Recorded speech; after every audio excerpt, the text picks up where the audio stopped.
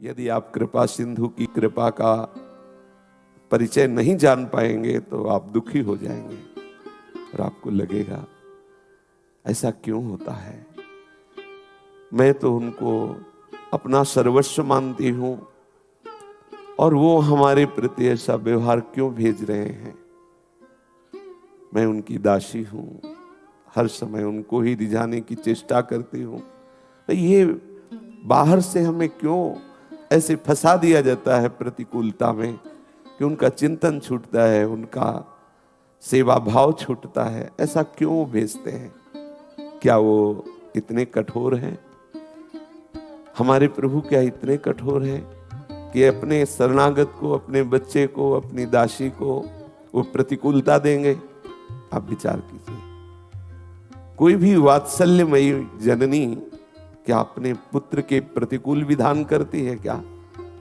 पर पुत्र मानता है कि ये हमें जबरदस्ती स्नान गृह में ले जा रही है, स्नान कराएगी, इससे अच्छा मैं खेलता रहता।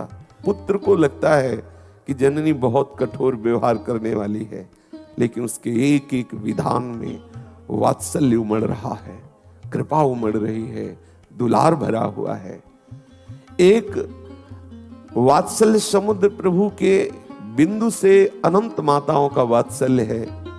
ऐसे मेरे श्यामा श्याम वात्सल्य सिंधु क्या कभी मुझ दासी के प्रतिकूल विधान करेंगे? विचार कीजिए, क्यों करेंगे? वो हमें क्या दुख देना चाहेंगे? अरे साधारण सिद्धांत शरणागति का है लोक में कि कोई किसी के पैर पकड़ लेता है तो यही सोचता है अब इसको किसी भी तरह कष्ट ना होने पावे। महाराज धर्मात्मा शिवी ने एक कबूतर की शरणागति की रक्षा करने के लिए वो शरण में आया, उस शरणागति धर्म का निर्वाह करने के लिए अपने शरीर का मांस दे दिया। क्या शरणागति का रहस्य हमारे ठाकुर नहीं जानते? क्या हम शरणागतों के प्रति वो ऐसा प्रतिकूल विधान करेंगे? शरीर रोग, बाहर से प्रतिकूलता, आदि आदि आदि, ऐसा कठोर है वो? ऐसा ना समझे। वो हमारे अनंत जन्मों के कर्म संस्कारों को विध्वंस करके गले लगाने के लिए विधान बना रहा है। जितने विधान उसके हैं उनमें बहुत प्यार भरा हुआ है। वो सर्वज्ञ है, सब कुछ जान रहा है, सर्वांतर्यामी तुम्हारे मन में ही बैठा हुआ है, सर्वत्र है, बिल्कुल तुम्हारे समीप, सबसे नजदीक वो है। वात्सल्य समुद्र है, अद्भुत उदार है। विश्वास कीजिए, प्रत्येक विधान में उस महामंगल पर हम अल्पज्ञ हैं, एकदेशी हैं, सीमित विचार वाले हैं। इसलिए उस असीम प्रभु के विधान को हम प्रतिकूल मान बैठते हैं। केवल प्रभु पर दृष्टि रखो, केवल श्यामा श्याम पर दृष्टि रखो, कोई भी विघ्न तुम्हें परास्त नहीं कर पाएगा। व्यक्ति पर दृष्टि रखा तो वो विघ्न नजर आएगा, और अगर तत्व पर दृष्टि रखा तो आनंद आएगा। हमारे हृदय में उत्साह होना चाहिए प्रभु के विधान में राजी होने का। बिल्कुल सच्ची मान लीजिए, यही हम कहीं न कहीं कमजोर हो करके अन्य चिंतन करने का अवसर दे देते हैं। हमारे पास समय ही नहीं है कि हम किसी के व्यवहार का चिंतन करें, वो हमारे साथ ऐसा क्यों करता है, उसको ऐसा नहीं करना चाहिए। हमारे पास समय नहीं है, छोड़ दो प्रभु के ऊपर। वही होगा जिससे आपका परम मंगल विधान प्रभु ने रचा है, उसके अलावा हो नहीं सकता। हो ही सोई जो राम रचि राखा, को करी तर्क बढ़ावई शाखा। अब अस कही जपन लगे हरि नामा। यह है विश्राम भूमि।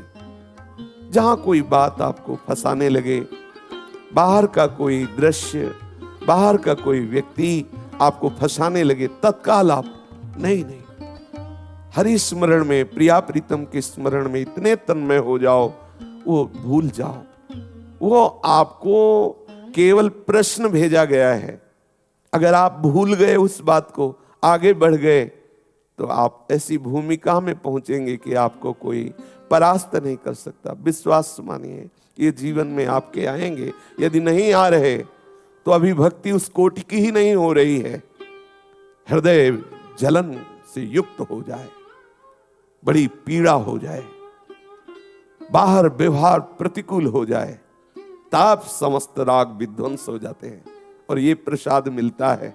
यदि नहीं मिल रहा है तो इंतजार करो, इसी प्रसाद में संपूर्ण संस्कार भस्म होते हैं। अंदर से आग लग गई है। अब हमारे हृदय में ये आग केवल प्रिया प्रीतम के मिलन से ही, दूसरे किसी उपाय से नहीं। और बाहर जिधर देखो उधर छल कपट, नाना प्रकार के द्वंद्व, नाना प्रकार का दुराव, इसलिए बाहर कहीं भी फंसना नहीं। पाए जान जगत में सब जन कपटी कुटिल कलयुगी टंच, सबसे उदासीन होना पड़ेगा। कृपा को जब आप आश्रित होकर के पहचानेंगे तो हर विघ्न आपको उत्तम भूमिका में विराजमान करने के लिए भेजा गया है। बिना इस विघ्न के आप ऊपर चढ़ ही नहीं सकते। सच्ची मानिए, भेजा जाएगा। यदि नहीं है आपकी भक्ति में अभी कोई विक्षेप, कोई विघ्न, तो अभी भक्ति रंग नहीं ला रही। जिस दिन आपकी भक्ति में रंग आना प्रारंभ होगा, उस दिन ऐसे प्रश्न सामने उपस्थित होने लगेंगे, आंतरिक और बाह्य, जो आपको लगेगा अगर ये विघ्न ना होता, ऐसी वृत्ति ना होती तो हमें बहुत आनंद होता। लेकिन आप चूकिएगा नहीं, वो आपको भूमिका से ऊपर उठाने के लिए आया है। उसे ऐसा ना मान ले कि ऐसी परिस्थिति बदल जाए तो अच्छा होता, ऐसी मांग ना करें। जोई जोई प्यारो करे, सोई मोहि भावे। प्यारे, तुम जैसी भी परिस्थिति में मुझे रखोगे, आपके कृपा बल से मैं आपका विस्मरण नहीं होने दूंगा। मैं आपकी रसरीति से एक पल भी विलग नहीं होऊंगा, आपकी कृपा बल से। फिर आप देखिएगा कि आपको ऐसी रसमयी स्थिति प्राप्त हो जाएगी कि हर विघ्न आपके लिए आनंद वर्धक होगा। हृदय शीतल होता चला जाएगा। हृदय में एक ऐसी विशाल महानता उनकी कृपा से उतरेगी कि कोई भी आपको विक्षेप नहीं डाल सकेगा। हम शास्त्र का आश्रय, साधन का आश्रय, संतों का आश्रय इसीलिए लेते हैं कि हमारी संपूर्ण चित्तवृत्ति श्यामा श्याम के चरणों में तन्मय हो जाए। हमारा लक्ष्य श्यामा श्याम। जब तन्मय हो जाओगे तब आपको पता चलेगा सब श्यामा श्याम ही हैं। पर जब तक श्यामा श्याम से ऐसी अनन्य प्रीति नहीं होगी, तब तक आप सच्ची मान लीजिए कोई आपके प्रेम का आदर करने वाला नहीं मिलेगा।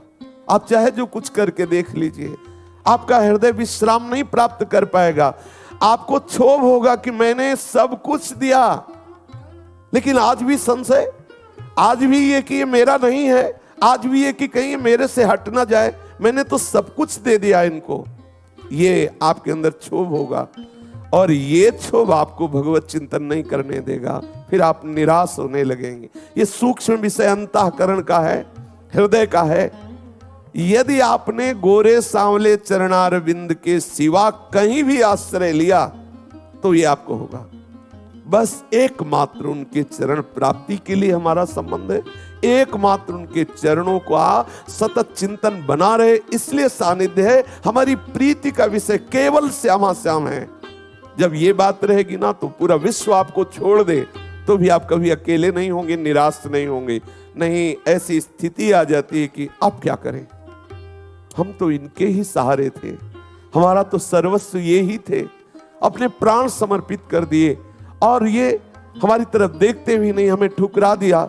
हमारे ऊपर इनको विश्वास ही नहीं कि मैं इनका हूं, अब क्या करूं। आप निराश हो जाएंगे। एक बार ऐसी स्थिति आएगी कि फिर आपको लगेगा कि अब क्या करूं, इन्हीं के सहारे था। कभी धोखे में मत रहना।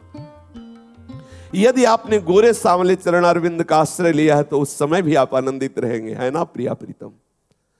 इस रूप में अभी तक दुलार करते रहे, लेकिन वो हमारे समीप है। भले ये सारे रूप चले जाए, पर वो रूप तो है ना जिसके लिए हमने संबंध बनाया था, जिसके लिए हम अपना माने हुई थी। ये धारणा पक्की बैठा लीजिए, आपको कोई गिरा नहीं पाएगा।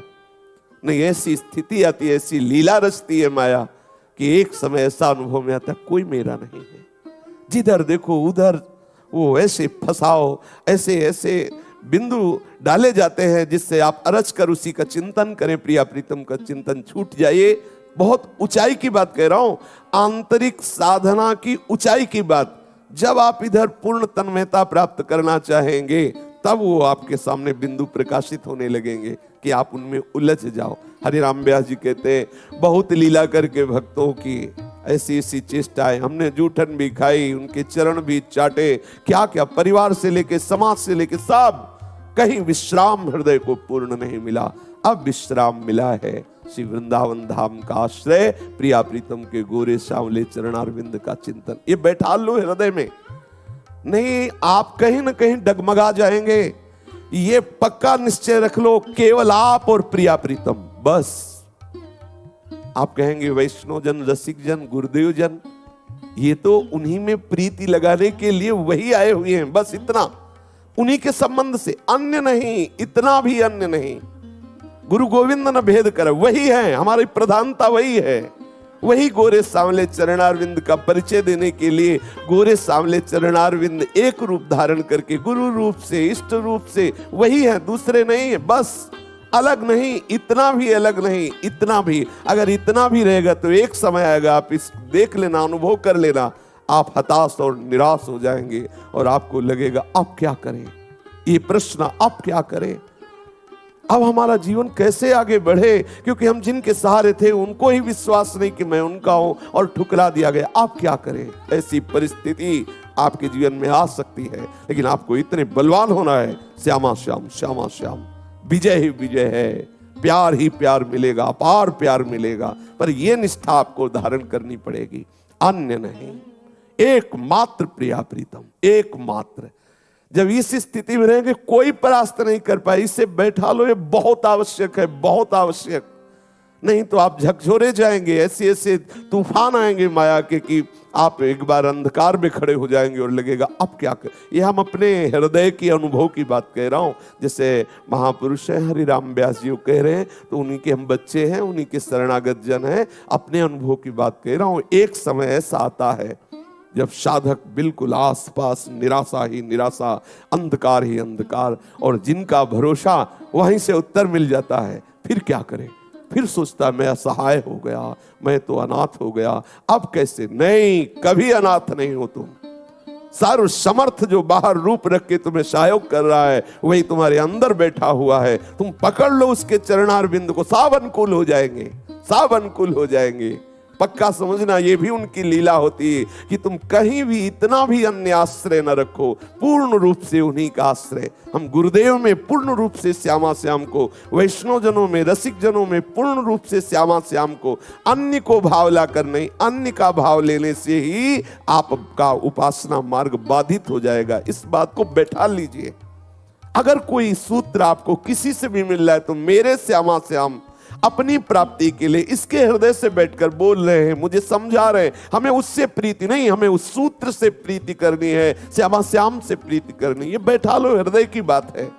नहीं तो आप विक्षिप्त हो जाएंगे, आप धोखे में हो जाएंगे, आप परास्त हो जाएंगे, आप निराश हो जाएंगे। ये अनुभव की बात कह रहा हूं, निराश हो जाएंगे आप। ये पूरे जब इस मार्ग में चला जाता है तो ऐसे ऐसे मोड़ आते हैं जिन मोड़ पर खड़े होकर उपासक विचार करता है।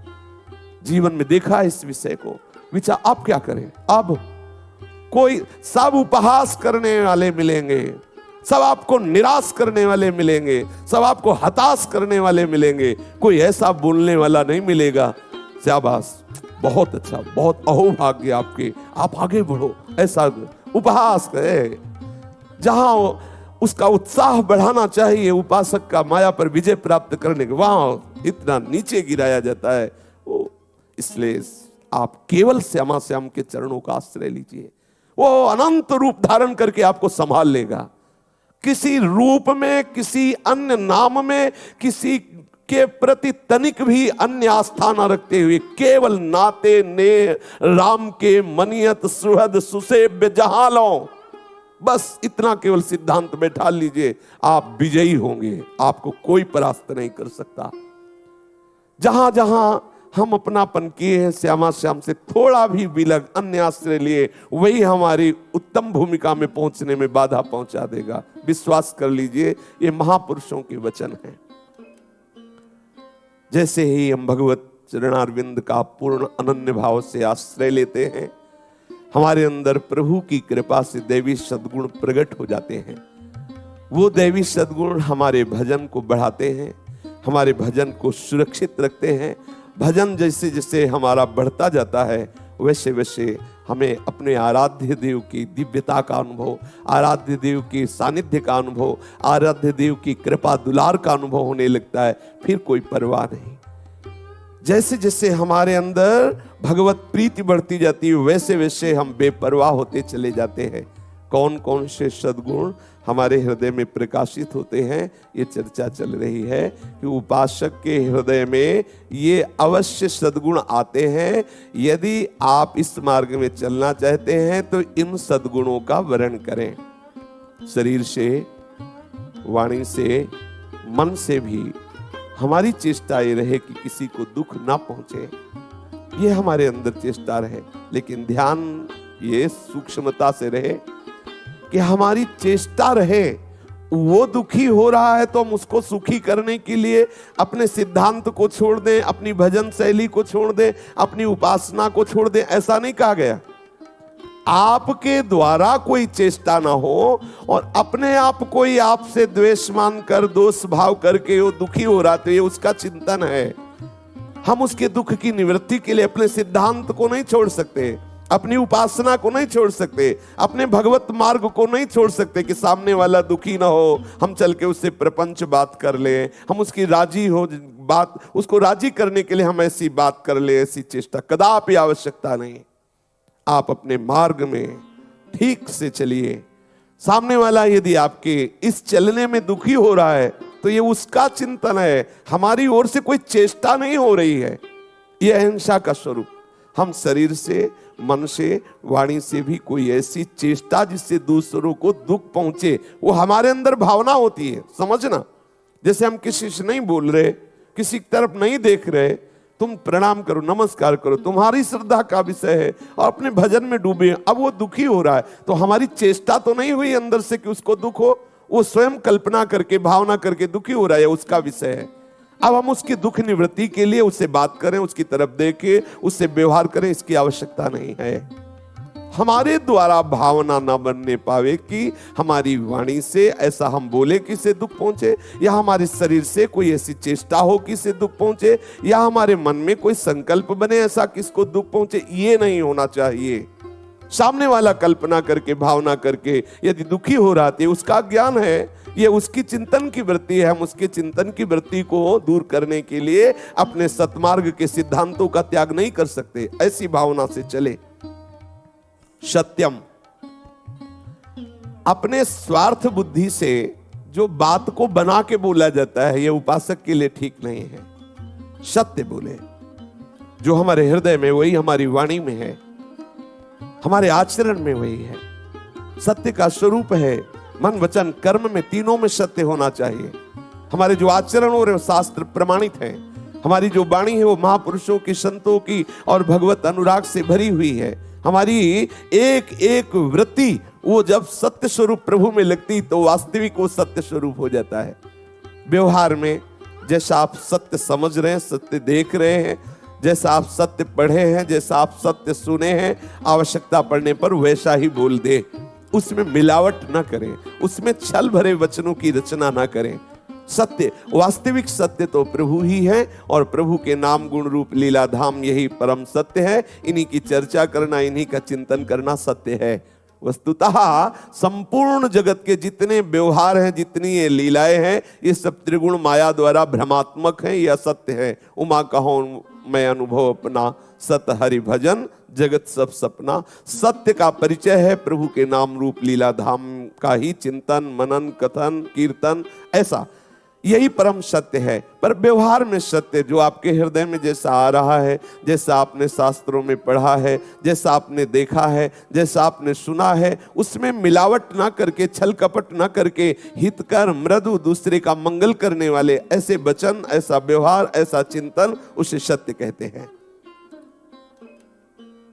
त्यागः, संसार से विमुख हो जाना ही त्यागः है। संसार का शब्द आते ही हमारी दृष्टि बाहर हो जाती है। ये सब छूट जाए तो त्यागी हम कहलाएंगे। ये सब छूट जाए बाहर की बात नहीं है। कहीं भी रहोगे तो संसार में ही, भूमि में ही रहोगे, कहीं भी रहो है तो संसार ही। त्याग किसे कहते हैं? बोले जो संसार से विमुख हो गया है, जो संसार का त्यागी है वही त्यागी है। क्या संसार है? ये स्थूल शरीर, ये सूक्ष्म शरीर, कारण शरीर, यही संसार है। इसका त्याग करो। कहीं भी आप ये शरीर हो, आपको कोई फर्क नहीं पड़ता यदि आप प्रभु के चिंतन में हैं। अगर इसका राग है तो आप कहीं भी हो, आप रागी हैं, त्यागी नहीं हैं। इसलिए सावधान, हम बाहरी संग त्यागें, बाहरी पढ़ना से त्यागें, बाहरी उपचेष्टाएं त्यागें, जिससे हमारे प्रिया प्रीतम के भजन में बाधा पड़ती है।